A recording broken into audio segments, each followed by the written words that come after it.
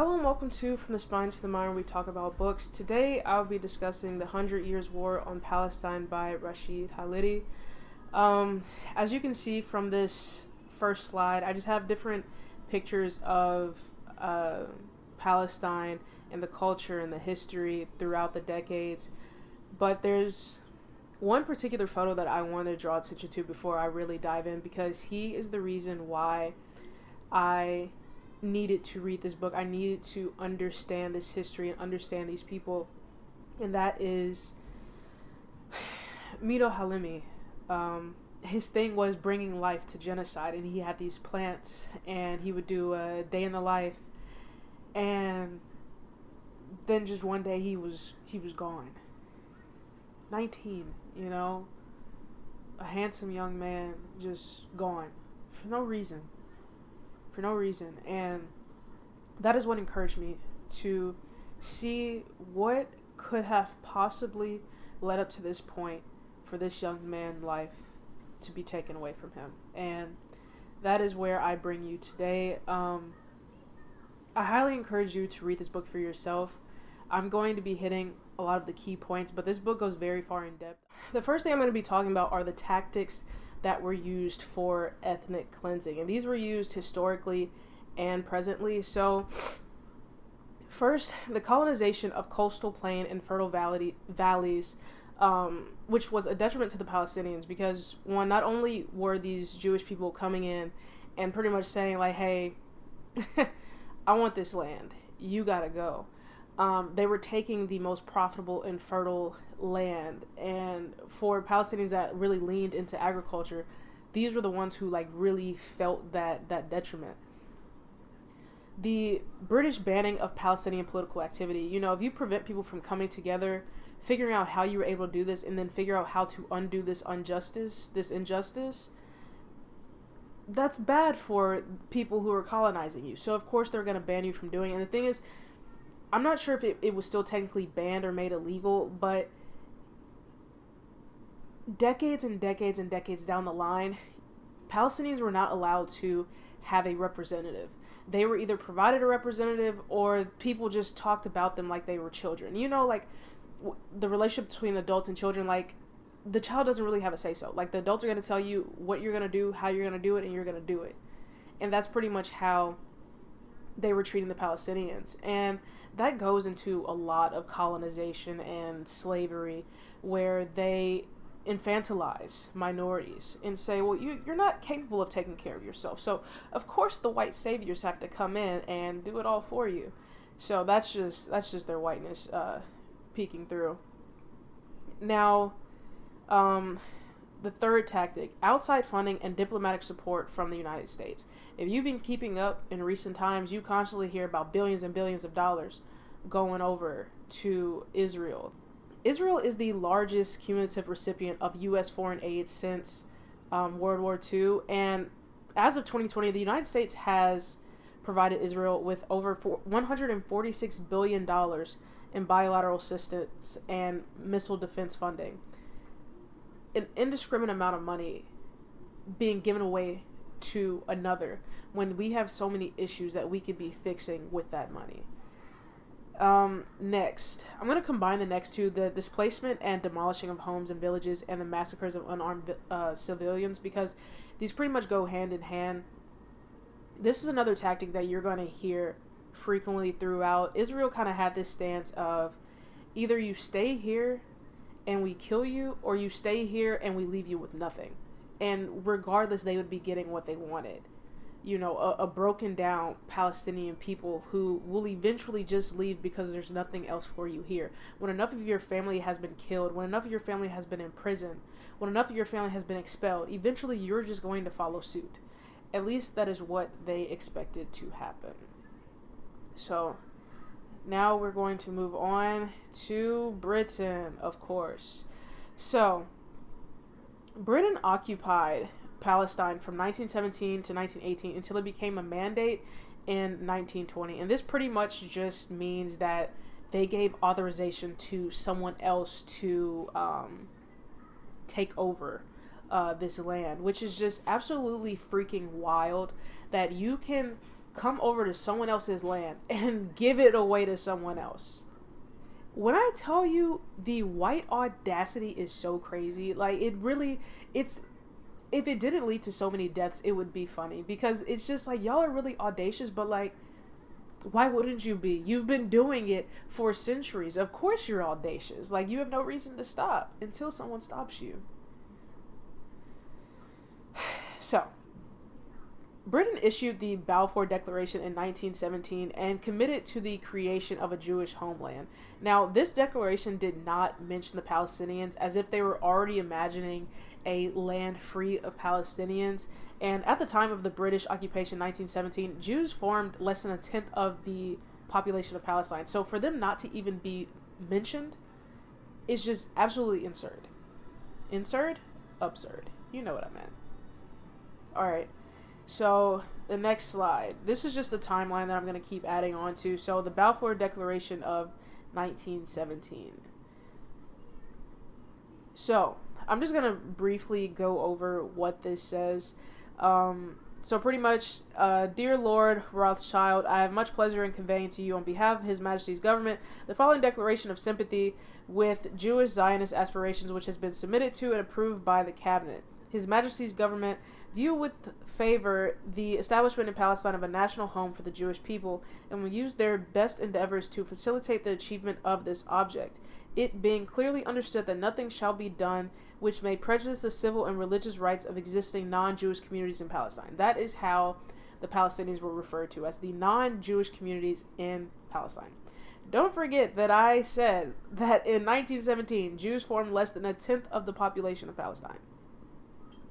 So, now that moves us on to the influx of Jews beginning in 1922. From 1922 to 1947, large-scale Jewish immigration, mainly from Eastern Europe, took place, and the numbers really started to swell in the 30s with the Nazi persecution. So this immigration was supported by the new League of Nations mandate, and similar to the Balfour Declaration, there were no mentions of the Palestinians in this mandate. Now, the Jewish population in Palestine increased from 56,000 in 1918 to about 88,000 in 1922. And by 1939, the Jewish population had increased to 445,000 out of a total population of 1.5 million. This provided Zionists with the demographic that they needed to really start building that, not only just a land of majority Jews, but they wanted to eventually just be rid of this land of Palestinians. That was the ultimate goal, the ethnic cleansing. So, Palestinians were not just going to willingly allow their lives, their homes, their jobs, their land, culture to be taken away from them without some semblance of a fight. You know, this was not as easy as Britain and Zionists expected it to be. They thought that this was just going to be a quick, we have the money, we have the power, we're white. Of course we're going to demolish these minorities, but that is not how it played out. So, following two incidents of killing carried in mid-April 1936 by Arabs and Jews, an Arab National Committee declared a strike in the city of Jaffa. A general strike spread throughout Palestine, accompanied by the formation of Palestinian armed groups that started attacking British forces and Jewish settlements. Now, tensions were increased even further in 1937 when the Peel Commission proposed a partitioning of Palestine. So they were proposing, like, hey, we came in here, we know this is not technically our land, but, it's our land. So how about we do this? We'll split up your land. We'll give you some. Absolutely absurd. I'm going to try not to use that word too often because all of this is absurd. It's pretty much a given, but it goes without saying.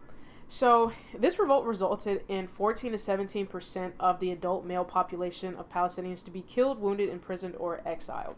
Once again, all of these are common tactics used to reach the ultimate Zionist goal. And I don't remember what the stat is, but it's a crazy number of, or percentage of people, Palestinian people, who have had someone that in their family be imprisoned. It's absolutely absurd.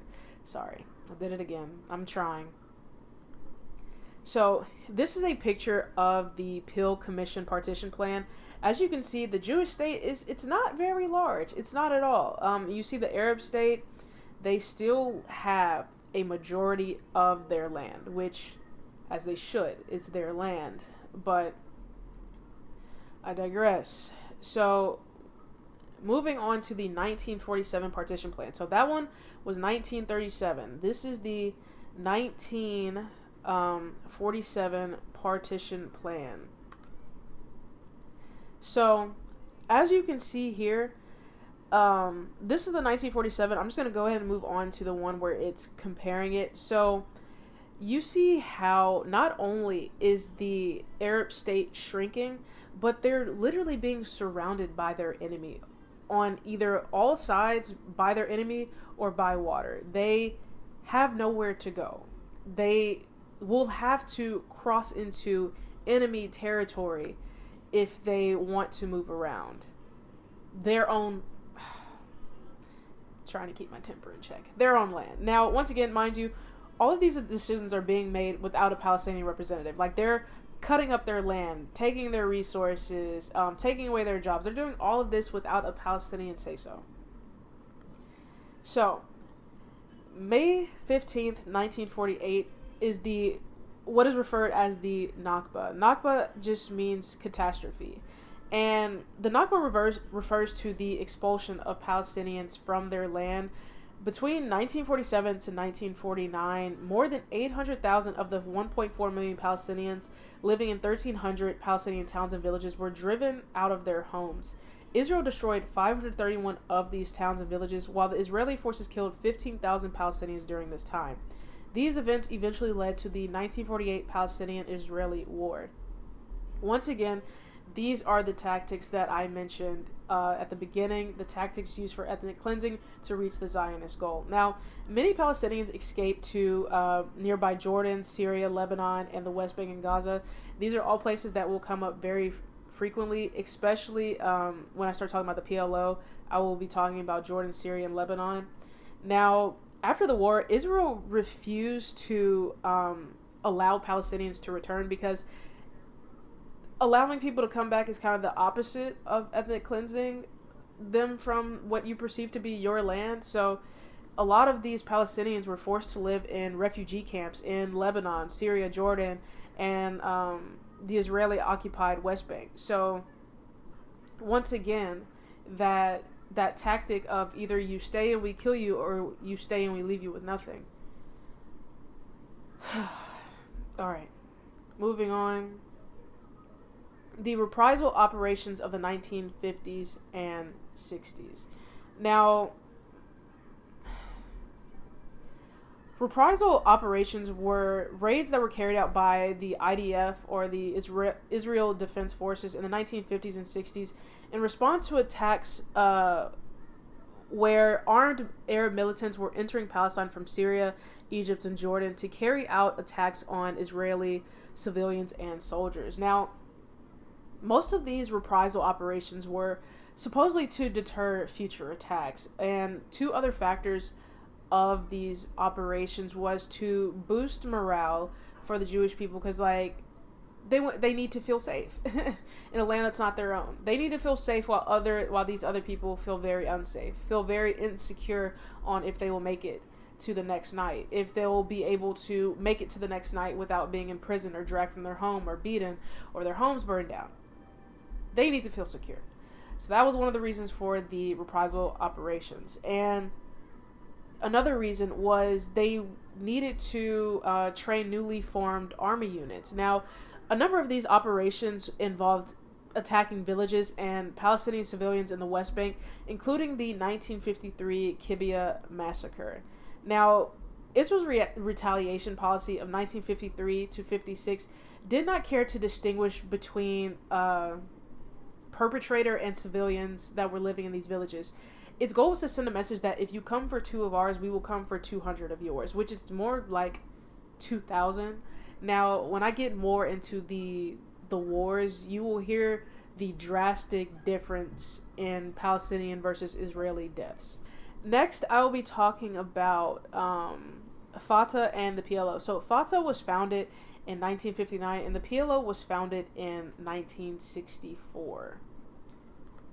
So, Fatah was founded by a group of Palestinians consisting of engineers, teachers, and other professionals, and it was headed by Yasser Arafat, who's the guy at the bottom right there. So Fatah is a Palestinian nationalist and social democratic political party and the largest faction of the multi-party Palestine Liberation Organization, which is the PLO. So the PLO, in addition to Hamas later on, will be Israel's excuse for invading the countries that are surrounding Israel. So they will say, well, the PLO is attacking us, so of course we have to come in and bomb your civilians. How else are we supposed to get the PLO?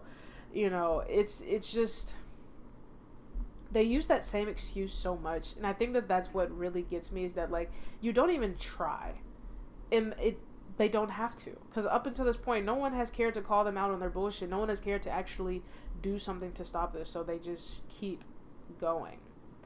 So for the longest time, like I said, Palestinian political organization was illegal, and they were not allowed to have a representative when discussions were had about them, but that did not stop the Palestinians from finding a way. The 6-Day War of 1967. Now, a lot happened in and as a result of 1967. A lot of people say that this 6-Day War helped to really shape the modern world for the Middle East, or yeah. Okay. So, one of the catalysts to the Arab-Israeli War of 1967 was the War on Water. Now, at this point, Israel's military was more superior than all of the Arab states combined. Now, due to the East Gore Canal, Palestinians' access to water was limited because of Israel diverting the waters of the Jordan River with the help of the United States. Now, this was also the year that U.S. policy regarding Israel really started to take shape, when the U.S. approved of Israel launching a preemptive strike on Egypt, Syria, and Jordan, who they feared were creating an Arab alliance to defeat them. Now, once again, Israel is able to kill in the name of, we needed to protect ourselves, even when they weren't even attacked, just because they have a hunch. They have a hunch. They feel like this could be it. This could be the moment that they finally stand up against us, fight for injustice. It's just ridiculous. It really is ridiculous. And once again, the United States is going to be brought up so much during this, and it's so frustrating, and I'm so ashamed. But once again, I digress. I'll keep going. So, after 1967, the Palestinian existence began to be acknowledged under the umbrella of terrorism. You know, it was adopted by U.S. officials and the media, and this further enhanced the victimization of Israel and the demonization of Palestinians. And this was kind of what the tactic that they used when they were first becoming a state in 1948, because that's actually something I didn't mention. So, in 1948, that was referred to as the nakba. That was also when Israel became a state. So, their kind of sympathy plea, it was like, oh my gosh, we were just, victimized during the Holocaust. All of these injustices happened to us, all of these murders, all of these, it's just, look at us, And it's crazy that they used that ploy, pretty much saying like, hey, we were killed and someone tried to ethnically cleanse us, so now we want you to support us doing the same thing to another people. Maybe because they're brown, it's different. I think that's what it is. But back to the victimization and demonization. So we just saw this literally in 2025, when the ceasefire that was in place at the beginning of the year, they were doing a swap. Israeli hostages for Palestinian prisoners. That difference in wording puts an idea in people's heads. Prisoner, hostage. If you hear a prisoner's on the loose, you're going to be scared. If you hear a hostage is on the loose, you're applauding. It's sick. It's sick, and I kept seeing it everywhere. Not to mention, a lot of these people who are locked up in Israel, one, please look into the prison industrial complex. 2, a lot of these people are being held without due process, which that's starting to happen in the U.S. as well, sending people to El Salvador, even if they've never even been there, you know, just sick.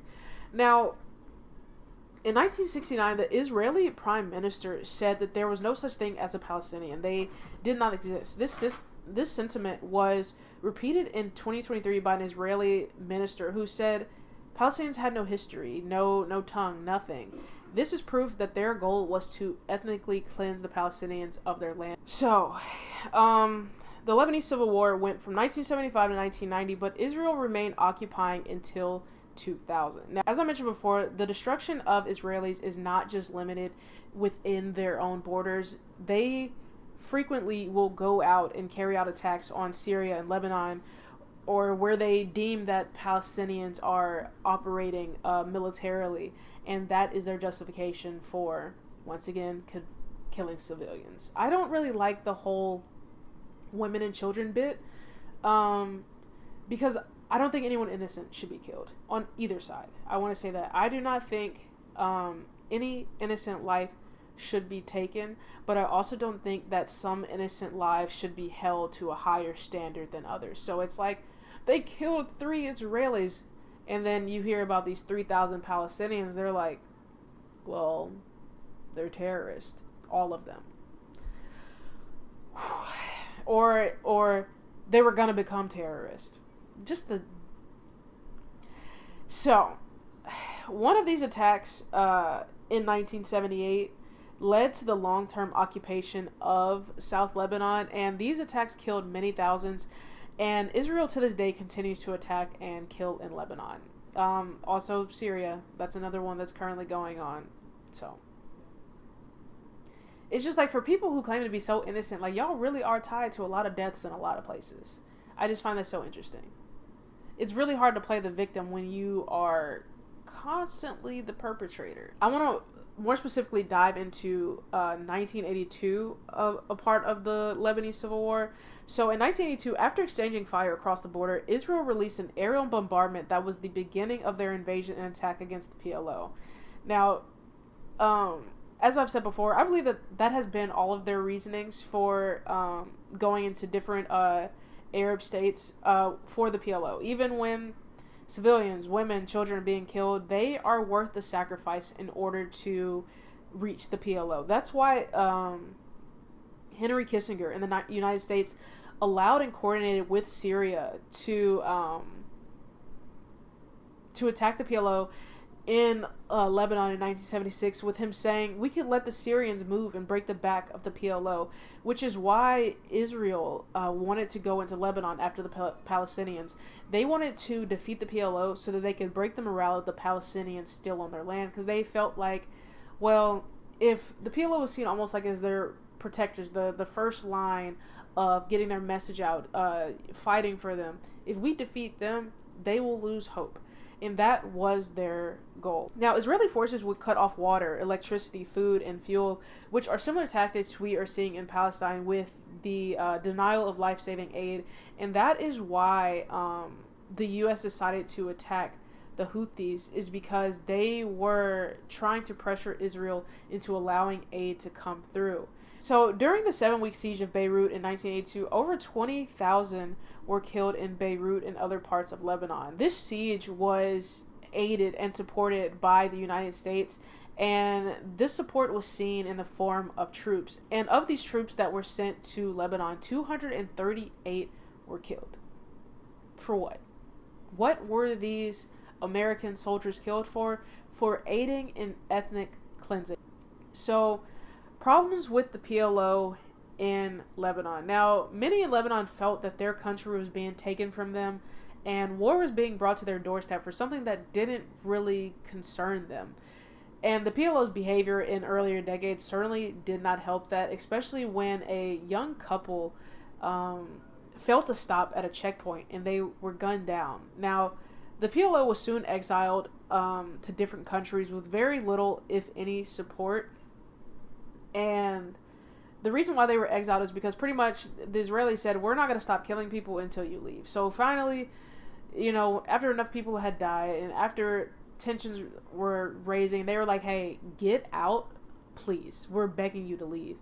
Now, they were supposed to leave with the promise of, by the United States, that they would protect the Palestinians, because now that the PLO was leaving, they were going to have no protection. Now, the PLO did in fact leave. Do you think that the United States held up their end of the deal? They did not. Now, I discussed what the PLO did, not to justify what the Israelis did. Not even a little bit, but it's meant to show that the PLO and some Palestinians were not the perfect victims. And I say that because Israel tries to portray itself as the perfect victim. Like, we never do anything wrong. We're constantly being attacked. But that is not true. You made tragic mistakes on purpose. You can still make a mistake and it be on purpose. And I feel like sometimes people get that mixed up. Kind of like the difference between explanation and excuse. I'm not excusing what some people do. I'm simply providing an explanation for possibly why they did it. Yeah, that's it. All right. The first intifada of 1987 to 1993. Now, on December 1987, an Israeli vehicle struck two vans carrying Palestinian workers, killing 4 of them. After protests and unrest from Palestinians, Yitzhak Rabin implemented the Iron Fist policy, which caused for Israeli forces to use force, power, and beatings. During the Intifada, and 3 years after, approximately 1,400 Palestinians were killed, with over 20% being minors. The reason why, especially like going over this PowerPoint before I made this video, 1,400 Palestinians, since the ceasefire was broken by Israel March 18th of 2025, over 1,000 Palestinians have been killed. The fact that so many in so little of time, it's unimaginable. It really is unimaginable. You know, I sometimes don't see 1,000 people in a day. You know? In a day, that's maybe not even a week. And all of them are just gone. Now, 1987 was also the year that Hamas was founded and quickly gained popularity. Now, one thing I want to say about this is that Angela Davis has a book called The Freedom is a Constant Struggle, where one of the main things that she talks about is Palestine and the prison-industrial complex and genocide, colonization, you know, everything that they're experiencing. And she talks about how transnational solidarity has to exist because we experience a lot of not only the same oppression, but oppression from the same people. You know, the IDF trains U.S. Police, and the U.S. gives weapons and aid over to Israel. Like, we are connected whether we want to be or not. So why not fight together against this injustice? So I highly recommend people checking out that book. Now, the Oslo Accords of 1993. Now, one of the many and lasting missteps of the PLO are the Oslo Accords. So the Oslo Accords was a bilateral acknowledgement of existence, and after many decades of not being up to date on American politics, the PLO was once again out of their depth and were able to be taken advantage of by the Israeli negotiating team. Now, throughout the book, this is one of the many critiques that Khalidi had about the Palestinians who were supposed to be at the top of the political organizations. Like, they never took the time to really understand the system of politics that was providing aid to kill them. Like, this is the system that you need to know by heart. You need to know the ins and the outs, the loopholes, like figuring out how to navigate this system that they are using to oppress you, but they just never did. Now, the Oslo Accords increased the forced Israeli segregation from the Palestinians. Soon more walls, fences, and checkpoints were erected. Palestinians were banned from using certain roads, and the damage and devastation continued. And, of course, the United States was culpable in this. They convinced the Palestinians that pretty much this is the best deal you're going to get. So you might as well just go for it. Um, Israel and many other exploiters use anything to their advantage. And one of the common tactics is divide and conquer. Now, some Palestinians, such as Yasser Arafat, were given VIP passes, which allowed them to move a bit more freely than other Palestinians. The worsening situation after the Oslo Accords, tensions between the PLO, Hamas, and continued violence against Palestinians led to the Second Intifada. Tensions and violence increased after Israel fired an indiscriminate number of bullets at unarmed demonstrators, leading to many casualties. During these years, over 6,000 were killed.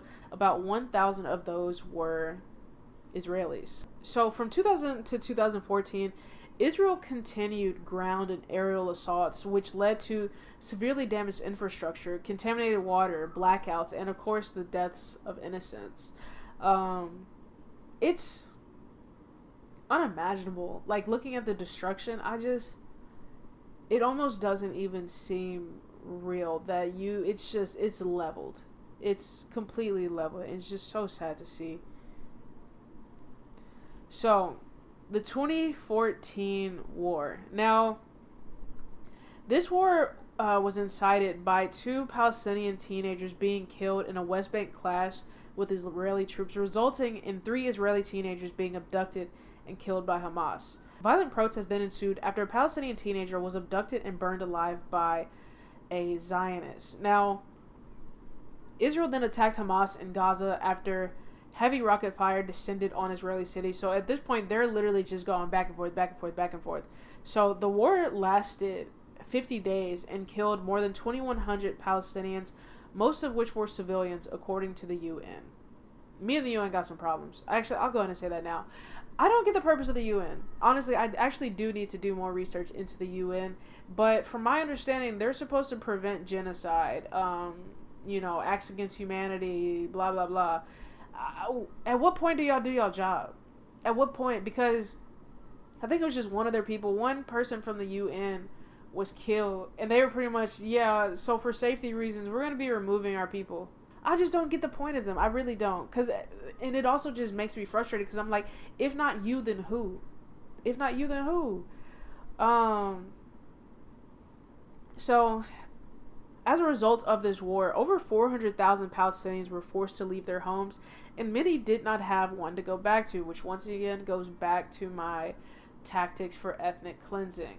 The response from Washington. Now, Washington has many reasons to remain quiet during all of these atrocities, but one very important reason is the Arms Export Control Act of 1976, which specifies that weapons provided must be for legitimate self-defense. They cannot be used as weapons of mass destruction or to, prejudice people, to oppress people, to kill innocents. And that's exactly what they've been doing ever since the U.S. started giving them aid in the 70s. Now, in this picture to the right, this is...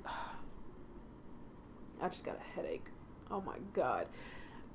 Netanyahu, for real, received a round of fucking applause by Congress. It really is amazing how terrible of people y'all are. I've pretty much talked about this, at least like the points where U.S. was involved. I pretty much touched base on that, but the end of World War II changed the Middle East with the introduction of the U.S. and the USSR.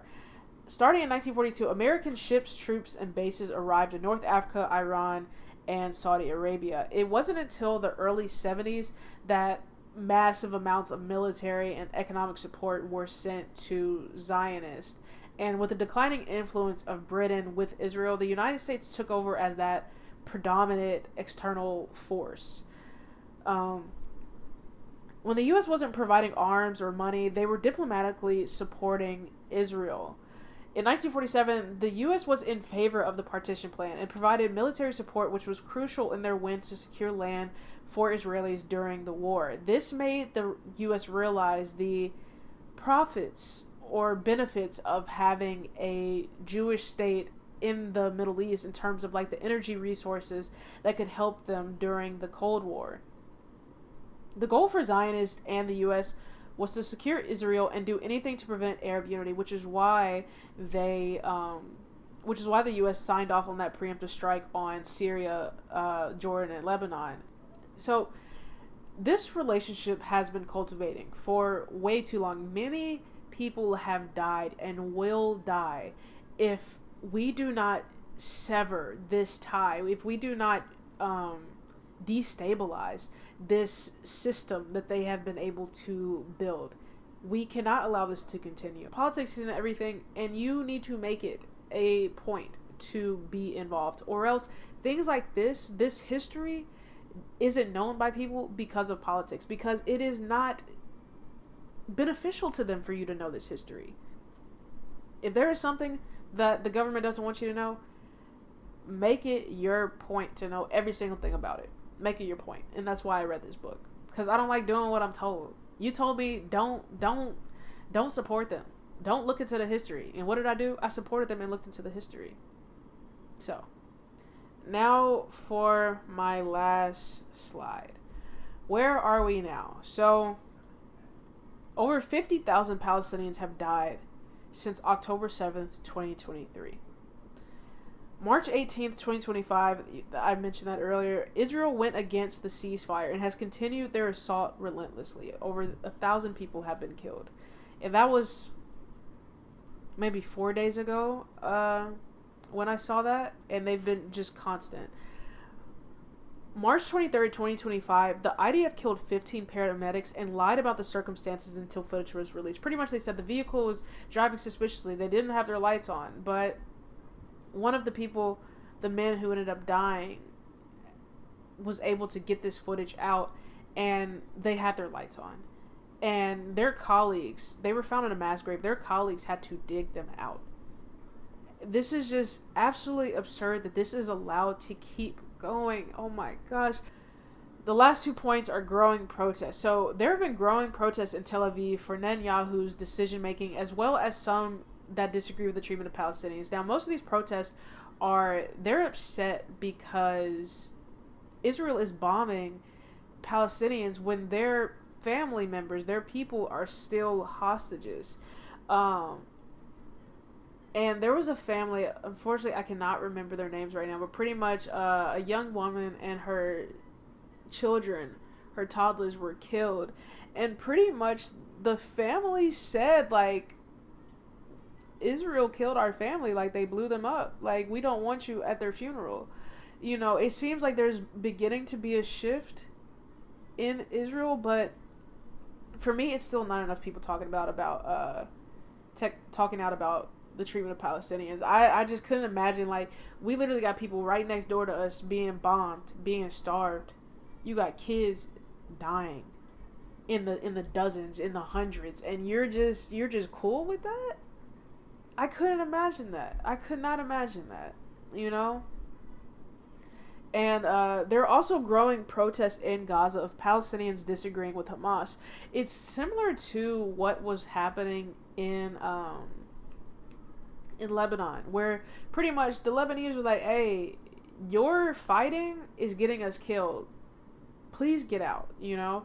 And that's pretty much, I think that's what the Palestinians are kind of getting at. Like, hey, they will stop doing this if you leave, but that's not a promise.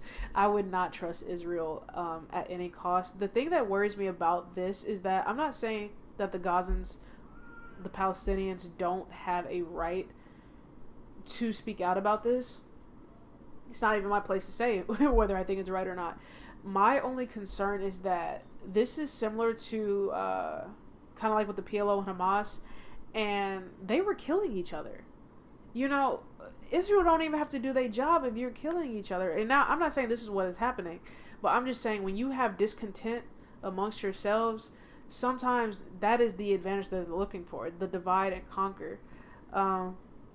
So there's been an arrest warrant for by the ICC for Netanyahu's I throw my hands up like that because, like, what does it even mean? Because this dude has been to the United States, he's been in different places, and what has come of it? You know, I'm gonna end it there. once again, like I say, do your research. If you want a fiction book that discusses, it's more so about the diaspora and the family dynamics and the result of having to leave your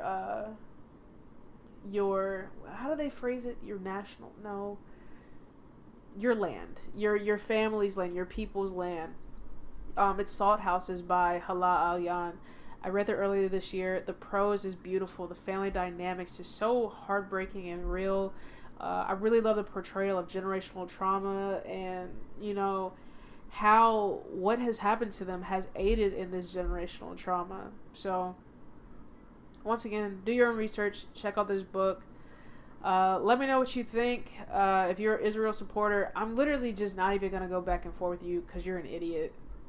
That's all I have to say about that. So, yeah. And if any Palestinians are watching this, my heart is with you. My mind is with you. My soul is literally with you. I feel this deep within me. And I'm sorry. I know those are just words. And it pisses me off. It really does. It pisses me off that that's all I can really offer. When people reach out on social media asking for donations, I don't donate a lot because pretty much whenever someone sends it, please don't start. I don't have a lot of money, but I like to give a little bit to different people because I don't know what else to do. I'm meeting with organizations. I'm speaking out. I'm making this video. I'm protesting, and just feels like it's going to nothing. So, but if y'all can keep going, I sure as hell can keep going. So, I'll be here with you.